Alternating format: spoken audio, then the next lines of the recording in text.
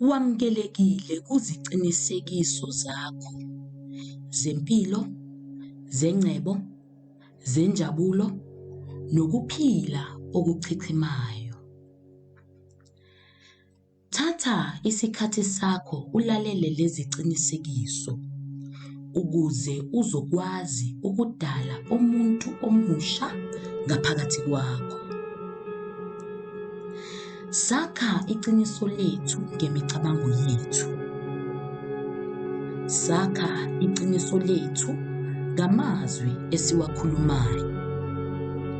Sakha iqiniso lethu ngamazwi esiwalalelayo. Siyilento esiyiyo ngenxa yemicabango yethu. Imicabango yethu idala umhlaba esiphila kuwo. Uma ukhuluma uphinde ucabange ngezinkinga zakho, izinkinga zakho zizokulandela ngoba uyazidala izinkinga zakho empilweni yakho ngemicabango yakho.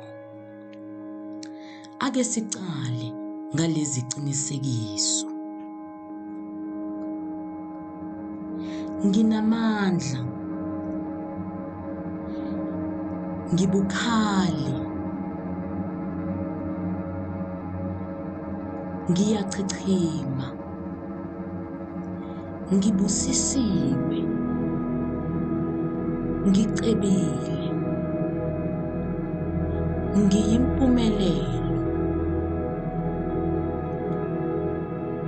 ngiyakholelwa kimi, ngikhuthazekile, nginogqozi, ngizinikele, ngizimisele, ngiyazethemba, angisabi lutho. Ngithatha isinyathelo namhlanje. Ngiyaphikelela, ngilinganisile, ngineqiniso, nginomkhuthalo, ngihlakaniphile, ngikhululekile, ngizolile,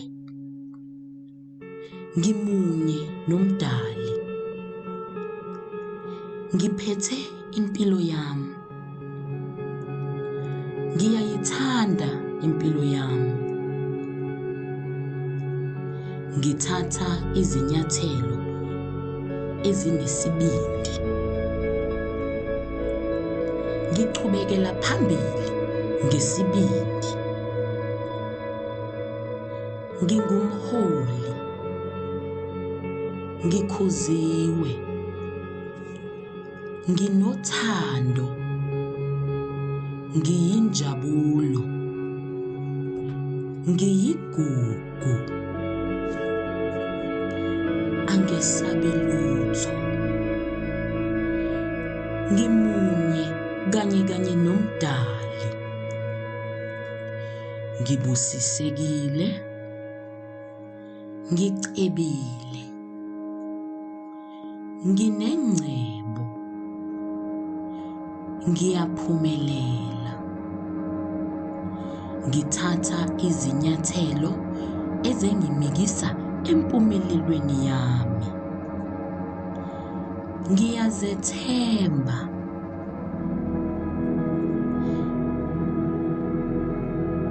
ngineqiniso, nginesizotha, nginesibindi, ngiyigugu empilweni yami, ngiyigugu emndenini wami, ngiyigugu emphakathini wami, ngiyigugu ezinganeni zami, ngiletha injabulo kukho konke engikuthintayo. Nginokuthula, ngineqiniso, ngiyaphikelela phambili ngamandla.